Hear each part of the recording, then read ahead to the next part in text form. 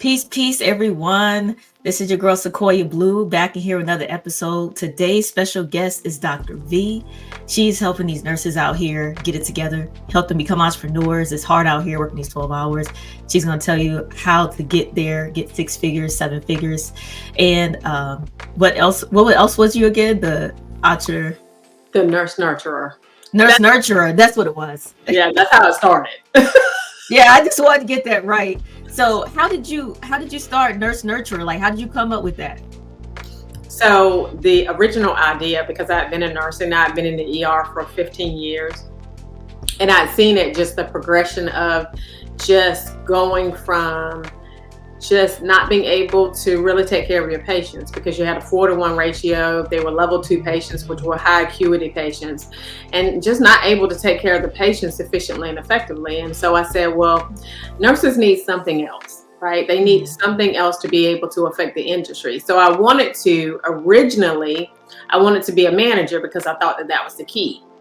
And, went into tried to go into management with politics, never got the job, right? And so I said, well, actually left that job because I just didn't really like the politics. Came back as a manager, but it was still like it was this idea of wanting to keep the patient in the hospital or not stop the patient from coming to the hospital. This is what I told one COO one time. I said to him, because I was the readmissions manager at this particular hospital, and I said, we're going to stop patients from coming on the back end, right? Because, provide them with the resources and the things that they need. But eventually, we need to stop it from the front end. We need to be very proactive and teaching them how not to get sick. Because once they get sick and once they get in that cycle, it's rough. He said to me, we're not trying to stop patients from coming to the hospital. And that was when I knew that this is no longer for me, because I knew that what I wanted to do was I wanted to heal the community. I wanted us to be good because patients are going to always come to the hospital. That paradigm is not going to stop, right? But I wanted to help the nurses. And so I knew that I needed to go outside the system in order to be able to help them build their businesses so that they can help, just not in the very traditional way that it has normally been done. The definition of insanity is doing the same thing and expecting a different result. And we're not getting different results. Oh man. And now with the whole trend, you see all these companies online, like ADHD online, a lot of people are looking into starting their own like healthcare remote system. I think it's called virtual healthcare. Like, are you actually helping nurses scope that out? Because my mom tried to start some type of medical virtual business where she helps patients and stuff. And it was just a lot trying to figure out the business for her and stuff like that. I tried to guide her. Like, what are some steps nurses could take to say, okay, I want to start this. I don't know, maybe they're, I don't know all the terms but let's say they're trying to do psychiatry, whatever, and they want to get some psych patients and stuff like that. What are some steps they can take to get there? So first, I advise you to get a coach. Okay, that is really the thing that has been the game changer for me. I knew that I didn't know. I knew how to take care of a patient, but I knew I didn't know business. And so I've had a coach ever since I've been in business, and it has been the one accelerator that has helped me, because anytime I have any detailed question that I need answered, then I can go to my coach and they know more than I do. And so it literally has collapsed the time, because people say, Myron Golden says this all the time. I don't know if you know him, but one of the things that he says is people say that time is money. Time is not money. Time is more valuable than money. Because if I gave you $25 million, we'll just try it out. If I gave you $25 million today, would you take it? Would you take it? Okay, Yeah. take it. Okay, so I'll put in a caveat. I gave you $25 million today, but you will have to end your life at the end of the day. Would you still take it? No. Right. So inversely, right, if you have a terminal disease, and that terminal disease in order to get 100% cure of that disease, you already have $25 million. Then you have to pay out $25 million. Would you give it away? Absolutely, because you can make the money back. Time is more valuable than money. And so what coaches do is they collapse the time. And so there's all the things like, making sure that you have your separate bank account and, starting an LLC or a PLLC for nurses. Depending on where you are, those types of things are very basic things, making sure you have a lawyer, making sure you have a CPA, but having someone to guide you through the process who's already done it. Now, I don't necessarily do like virtual businesses, but I do coaches and consultants. So if you have done a thing, you know how to do that thing, you know how to do it well, I am the one to help you come in and coach and consult. Okay, well, that's good, because I feel like sometimes people, they'll have the business done, it's ready, it's got all the PLLC and all this stuff, especially with my mom's business. But then they're like, well, how do I get the customers? Like, how do I get the, like, how do I entice them and stuff? Because sometimes these Facebook ads and all these TikTok ads, it can get overwhelming to even the younger people. They're like, dang, this is, it's like I do agree they need a coach to kind of guide them and say, okay, this is what you do. You need to, this is Facebook ads for you, Google ads for you. Because I think Google ads works best for these type of businesses anyways. Yeah, for the brick and mortars, it probably does work better. But for the people like me who I'm not relegated to any state or any site or any particular place, then it probably works better to do the Facebook ads.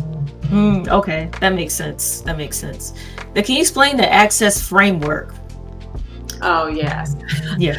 So the access framework, so that's our proprietary framework that we use in order to get clients, right? So, part of it is being very niche in how you get your clients, how you attract your clients, executing on what you've got, having consistency. Those things are incorporated in the access framework, because a lot of people, what they do is they try to go wide and then narrow down. You need to narrow first and then wide. And so for example, if I were talking to you about whether a primary medical doctor or a cardiologist, which one makes more money? The cardiologist makes more money. Because the cardiologist is niche, and the cardiologist only takes care of the heart, whereas the primary medical doctor takes care of the entire body, right? They take care of everything. And so you want to niche down very slim, and you want to execute. And it's really, really important that you have everything that you need in order to be able to do those things. And in order to build your business. So that is what the access framework is about. I mean, that makes sense. Niche it down. You hear it all the time. Niche down. And, I don't always listen. I don't always niche down, but it is good to niche down in the medical field. I think it would behoove people, because it's, what are your strengths? What do you like doing the most? Especially if you're considering to open a virtual clinic. There's so many government contracts out there now too. I've been looking at them. What are your thoughts on that? Like government contracts, like, I guess nurses getting involved in that, getting a VA contract or something. Do you think that's beneficial? Absolutely. I think that nurses need to get into it. I do know a couple of nurses that are already doing governmental contracts. And the reason why it's important is because nurses are the biggest force in healthcare. And they are the ones who can really change the face of healthcare. But this is my own personal opinion. And just because I've seen it over the years, I've been a nurse for 30 years. And one of the things that I have seen over the years is that as the years have went by, there's been more and more of this sort of, and I feel like it's gotten a little bit better, but bullying of nurses. So, you have the C-suite that, they are there they're there to increase the bottom line, right? I mean, you need that, but you need a balance, right, of that, right? Yeah. And then you have because there's two sides to the hospital. There's the C-suite, and then there's the people who are on, boots on the ground, who are actually doing work, not thinking, but working, right? And so you want to ensure that you have a molding of the three. You want to be ensured that you can satisfy the C-suite, because they're the ones who understand how the business works, how to get paid, you still need to know how to do that. Mm-hmm. Then there's the people who have the boots on the ground, like the physicians and the nurses that are at the bedside. They have to be satisfied too. So I say it should be a 30-30-30. It should be 30% satisfaction with the C-suite, 30% satisfaction with the staff, 30% satisfaction with the patient. I find that oftentimes it is unbalanced, and so there's more satisfaction with patients. When the reality is that if the C-suite, and some hospitals have figured this out, if the C-suite can take care of the staff will take care of the patients every day, all day long. I agree. I agree on that. That's important, having that structure, because like because you can start a clinic, and if the layers aren't right, then the clinic gonna close, and that's the point of keeping it going. Because I've seen so many, like my mom worked at some clinics, and I've seen heard some toxic stories from these managers that they hire. So you have to watch out what type of managers are you hiring for your clinic, because then they can push you down the stairs here, like just go in the wrong direction. So I think it's important to watch out who you hire. That's with just anything. One of the reasons why I left that previous hospital that I was at was because there was this person who came into the emergency department, and they were upset because they weren't going to go back right then, right? They left, and unfortunately they left in a hurry, and they had an accident and they died. And he blamed it on the staff. When we have an acuity system, right? It's a 5-level triage system.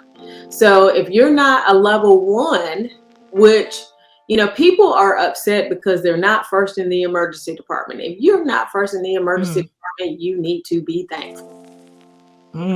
First person typically ain't breathing. Oh my God. So it's like perspective. You got to look at it in that way. So yeah, that's true. And what motivation could you give to someone, like let's say that somebody's a nurse right now, they're depressed, they want to get out of the game. Like what motivation could you give them to say, let me take this step, let me contact Dr. V so I can get out of the situation and see where I want to go?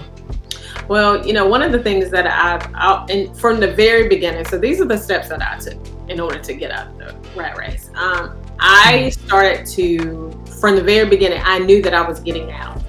Like when I started the Nurse Nurturer, which is a nonprofit, I knew that I was moving out of healthcare. I knew that I wouldn't be there. I thought, like when I was younger, I thought I'm gonna be at the bedside for the rest of my life, and I'm going to take care of my patients, and I'm not going to get into management, and I am going to be happy.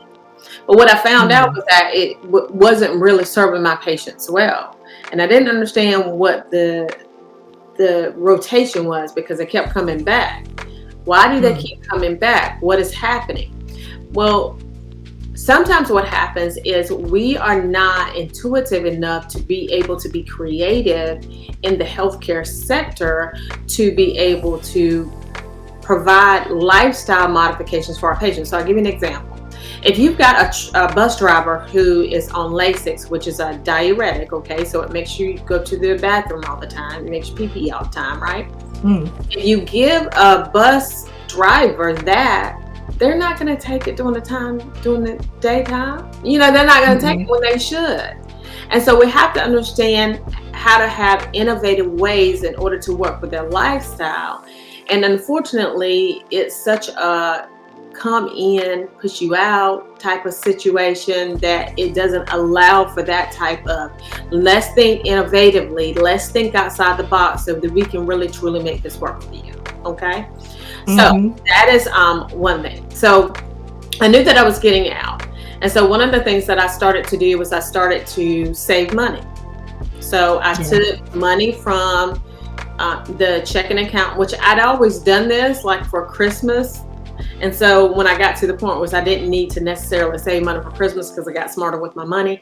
So I just did that with money, and it automatically drafted out of my main checking account into another account that I could not touch, right, until October. And so then it dropped into another account that I couldn't even see online. And so Mm, that was the key for me, because I couldn't even move the money unless I got out of my house and went to the bank to move the money. And that's a good one. Hmm. that's what I did. And so once I started that, and of course, I've always invested in my 401k. I've always been one of those people Yeah. that invested up to, actually, I did more than what they matched. And Mm, because of that, that's one of the ways in which I was able to invest in my first coach. And mm, then after then, which my first coach was not as, shall I say, she taught me some things, but she was not the one that really helped my business to catapult off the ground. And mm. so my second coach helped my business tremendously. Oh, wow. Okay.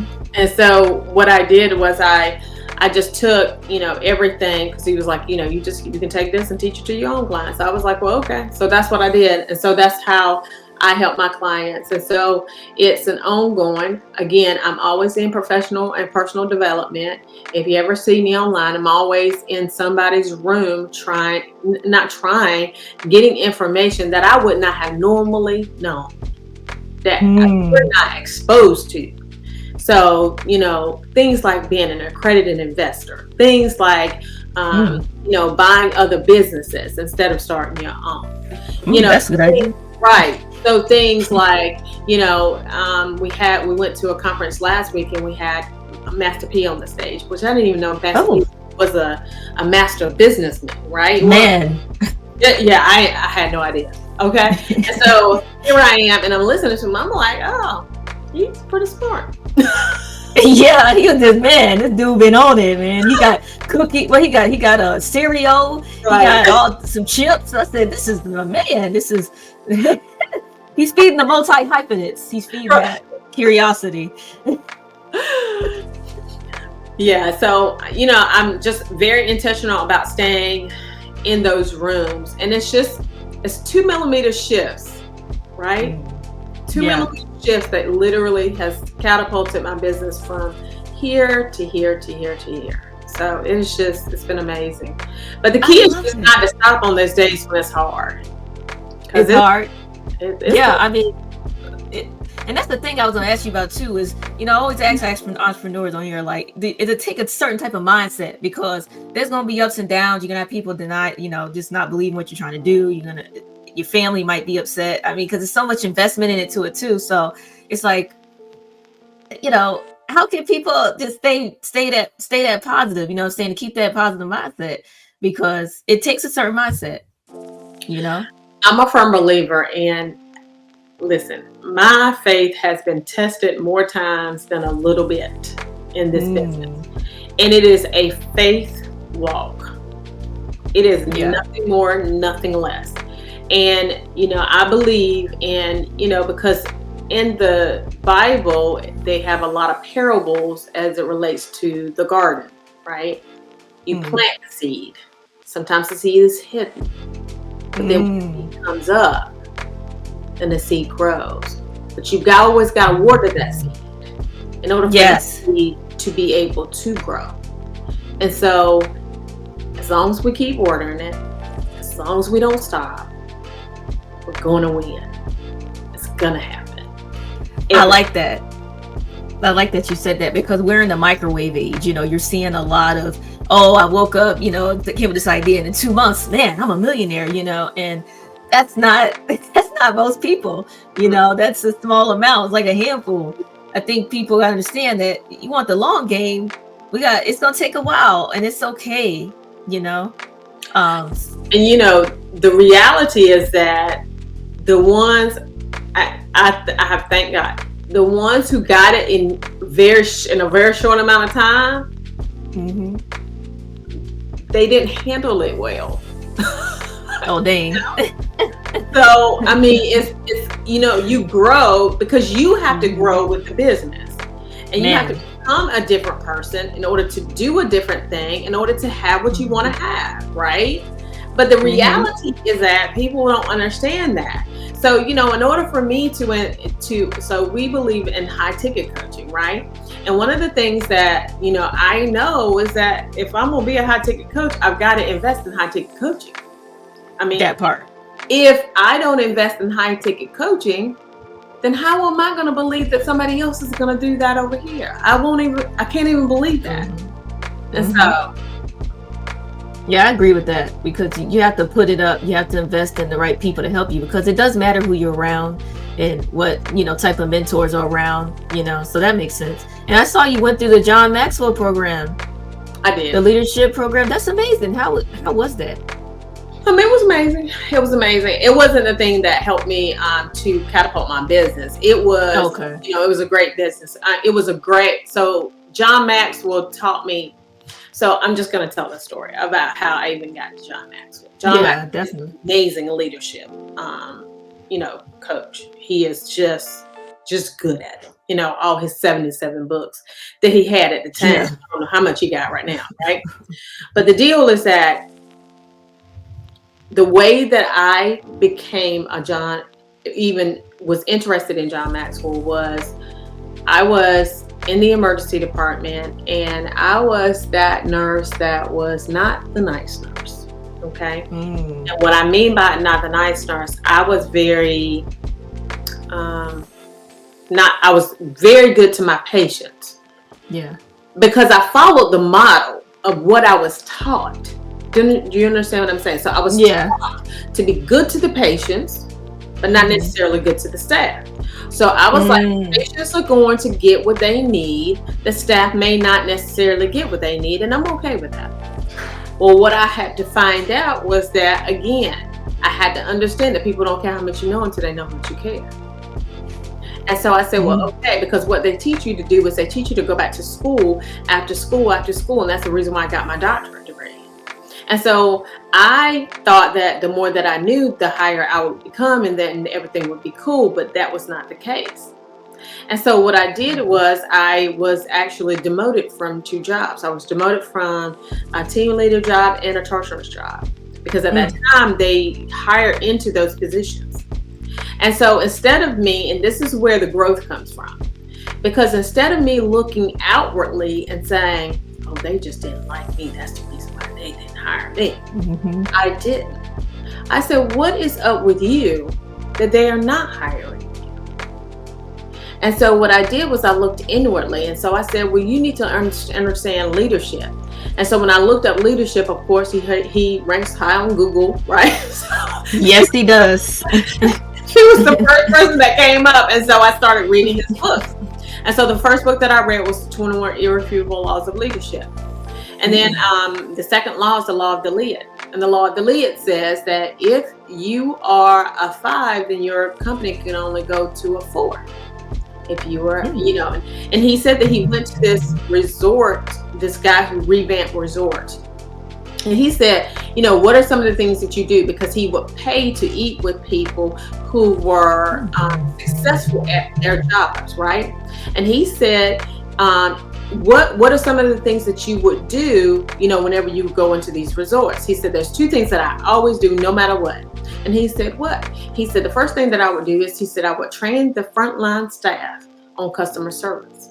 And he said, the second thing that I would do is fire the CEO. John was like, well, say what now? He said, I would fire the CEO. Well, the reason why he would fire the CEO is because your company cannot grow any further than its leader is growing. If you as a leader are not growing, then you can't. It has served me so well in entrepreneurship, because now I have a team, right? And they are just amazing. And I feel like it's because I try to sit back and think, how would I want my leader to come at me? I just tell you an example. The other day, I had one of my team members. We were on a call, and she was not paying attention to the call at all, which is not normal. Not normal like her, right? Not paying attention. Now, my first instinct, because I'm that chick, right? My first instinct was to say, when you get on this call, you need to be paying attention. You need to put down all you got up. That was my first instinct. Yep. But how would that go, right? It wouldn't go well. So what I said was, I sent her a text. I said, is everything okay? Good I one. noticed this about you the other day. And ever since then, she said she had some stuff going on that was pretty important at that time. But ever since then, she's been highly engaged. Wow. See, that's all it takes, people. It's just being a good leader, you know? Because sometimes it's like people want to feel important. That's why people don't want to work at regular jobs, a lot of people, because they don't feel like they care. Like, you can't go see your kid if the kid's sick and all this stuff's going on. You hear all these stories. But like, dang, if the leaders just care, they can make more money. The business could grow. Right. And that's something that all these big companies need to pay attention to the leaders when they come there, because they always got these speakers coming to the companies, but I don't know if they really paying attention, especially since this whole big layoff going on. It's like they just chopping. It's like a blood party. It's not like they just firing everybody. So people are forced to have to go and get a coach and figure out entrepreneurship. So what would you tell your 21-year-old self? I would tell my 21-year-old self not to stay in corporate as long as I did. Oh, snap.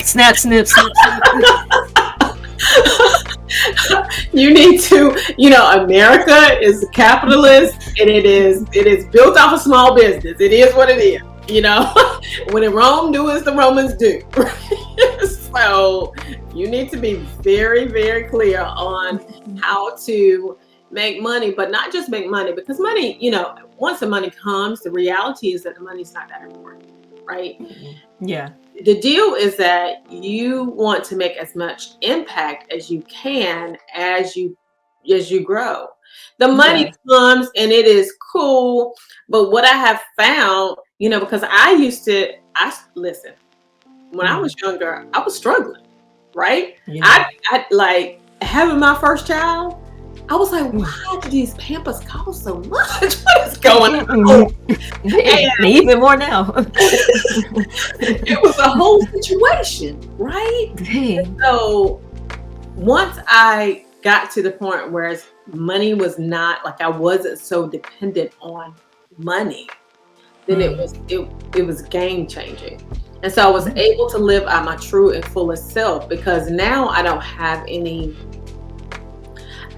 pause in who I am. Like, I truly am very clear on the fact that if we keep doing the healthcare system, because what happens is the healthcare, you can truly heal yourself with food. You can truly heal yourself with a lot. Food is one of the highest keys of you healing yourself. And what happens is we give all these medications, and the medications are putting Band-Aids on, and they're not truly healing the patient. And I would like for us to get to a point where we're being very proactive. So people never get cancer, they never get Alzheimer's, they never get, all these disease, congestive heart failure, all these disease processes that they have, and they're able to really live a wholesome, healthy life.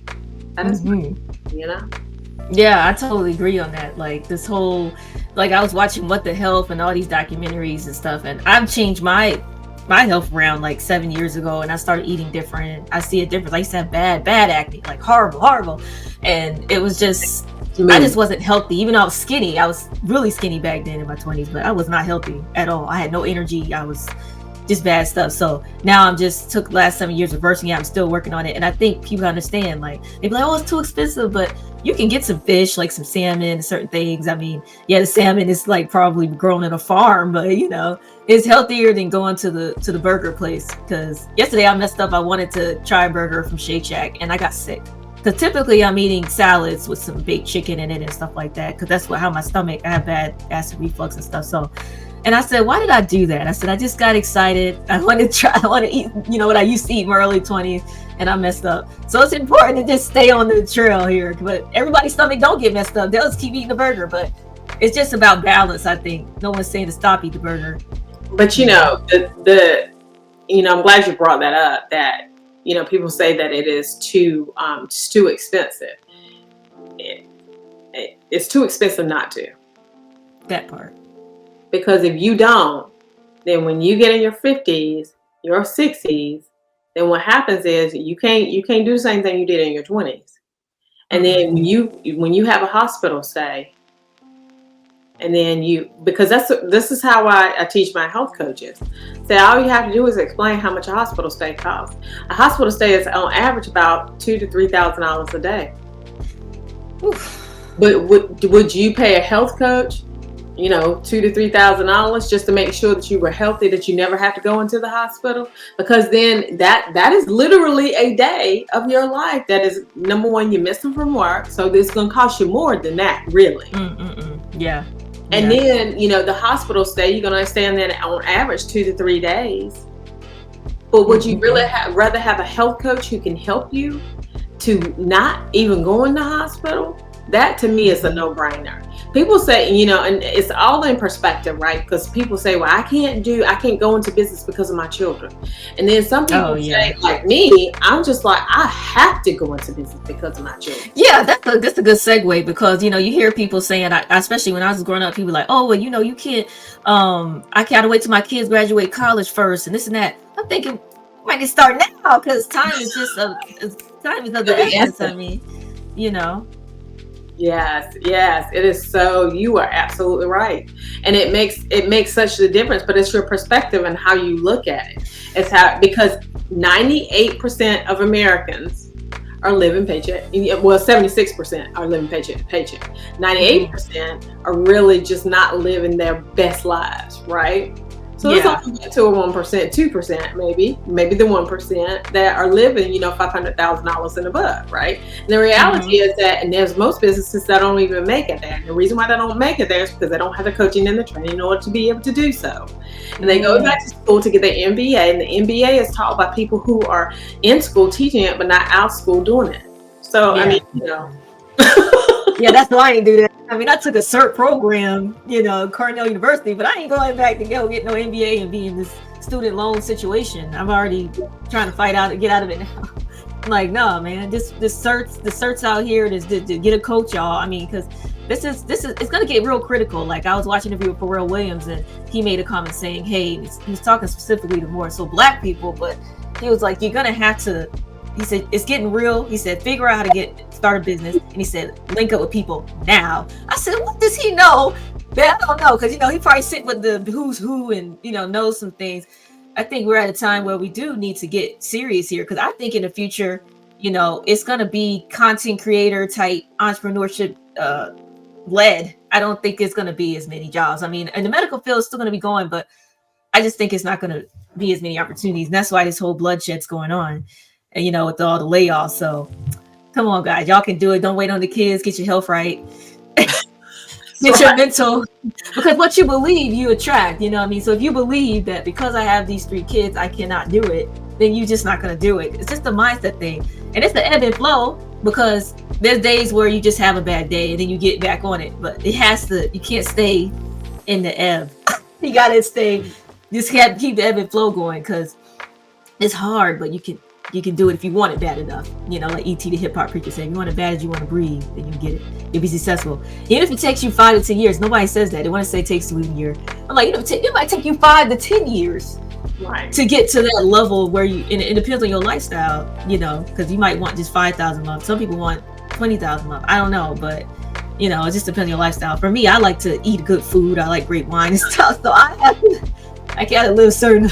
I like a good red wine.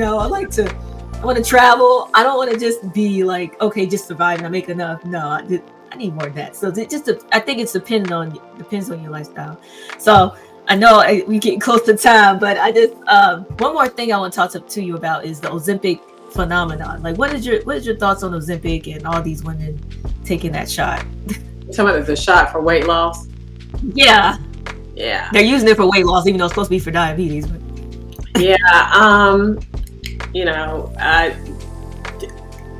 I have no dog in that fight. Like, let them do them. Okay, if that's the way that they need to lose weight, then by all means, work it out. I know that I'm not, like, I'm medication adverse. Okay, so I don't. Okay, yeah. I just don't like. And what I mean by medication adverse, like, I don't like medications that it's just horrible. Like, if I take a medication, certain medications, they just don't work well with me, and that's the reason why I don't believe in the traditional Western medicine healthcare system. right? Not as much. Mm. I mean, I believe Yeah. there are certain things that, we absolutely need to have in place, but I think that there's a better way of doing it instead of doing it on the back end reactively. You can do it proactively. So, so yeah, I think that if that's the way that they can lose weight and they can keep it off, that's the key, to keep it off, Hmm. then That by part. all means, because, you know, being overweight is one of the biggest risk factors in you having a hospital stay. And I just, because it causes so many other problems. And so Hmm. whatever we need to do in order to help people with their, food addictions, because some people don't believe that that's a thing, but it really is. Man, And so man, it is.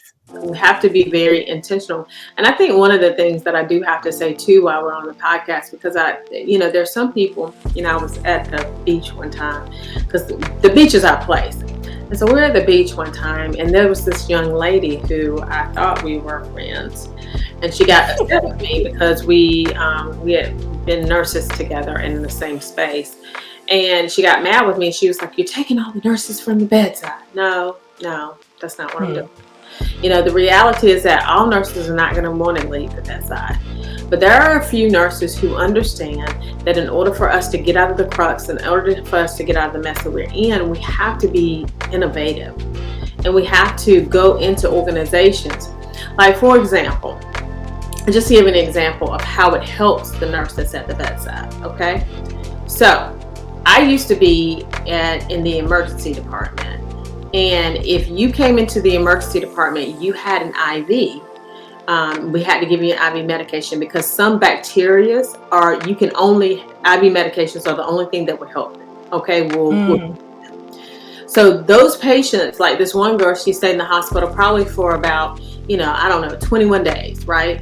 Very healthy otherwise, but just needed that IV medication. Walking around, chatting it up with the nurses. Well, that patient who was otherwise pretty healthy but just had that bacteria that we need to heal with that medication, what she helps infectious disease doctors do is she helps them to start their infusion centers. So that the patient, instead of having to stay in the hospital, we can either go to the patient's home, infuse the medication while the patient is at home, or infuse the medication while they're in the infusion center.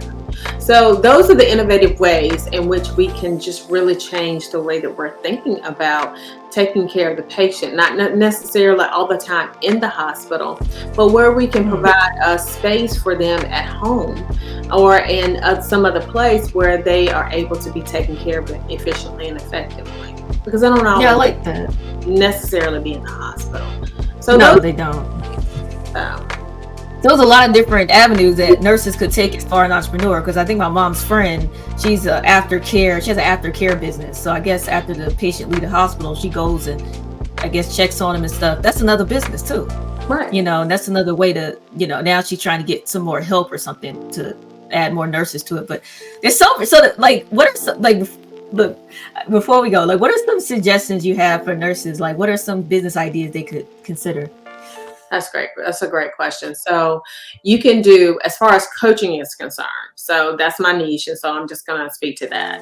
So executive coaching. So nurses can, as leaders, go into organizations, especially if they're in the psych arena. And not even in the psych arena. If they have been leaders in their organization, they can go into other organizations and really help people to lead the organization. Executive coaching, health coaching. Coaching on home health. Like, I've got a friend who, she has a home health company and she has a coaching section of her home health company.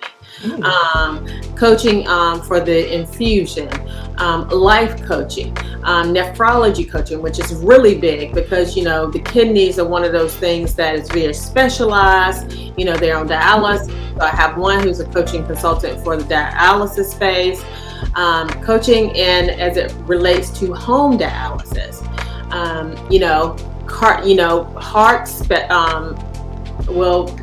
You can do you can do some coaching in that arena, but helping them to understand, like, because they're sending patients home a lot more with like life jackets and things of that nature. So there's so Mm. many areas, whatever your expertise is, like you can take those areas and you can monetize that knowledge, right? And then really, really gain whatever you need. The deal though is that you have to understand that you don't want to, you typically, especially in the high ticket coaching arena, you can't do it with patients, but you can do it. So for example, I have a client who she doesn't coach, she coaches patients, right? But the physician practice pays her the paycheck in order to coach the patient. You're able to, because a lot of times what happens is they go into these arenas or they go into business and they're like, well, I just want to help. Well, in order for you to help somebody else, you have to put the oxygen mask on yourself first. And so if you put the oxygen mask on yourself first and you don't provide financial stability for your business, then your business will not grow. And then you can't get the landscape in order to be able to help everybody else. Man, I like that. That's exciting. I mean, we're going to share this with all the nurses out here so we can change some things, some innovation out here in these streets. So what's a saying or a quote that you go by?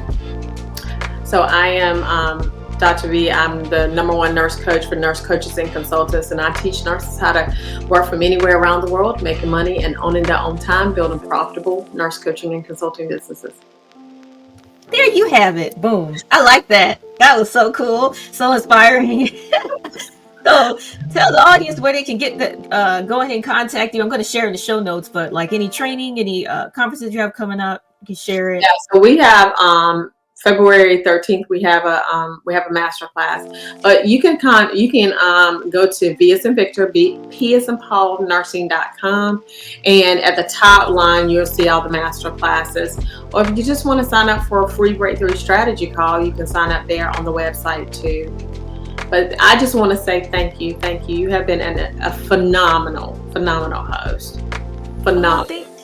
Thank you so much. I had so much fun on this beautiful Saturday. I'm just grateful to be able to do this, meeting all these beautiful people and innovative thoughts and minds. It's just amazing. And it's just amazing. I just want to thank everybody for tuning in. Subscribe, share, support. We are trying to change lives with this podcast, and I appreciate everyone that's been listening and supporting me this far. All right, everybody have a great Saturday or week or whatever you listen to this. Peace, everyone.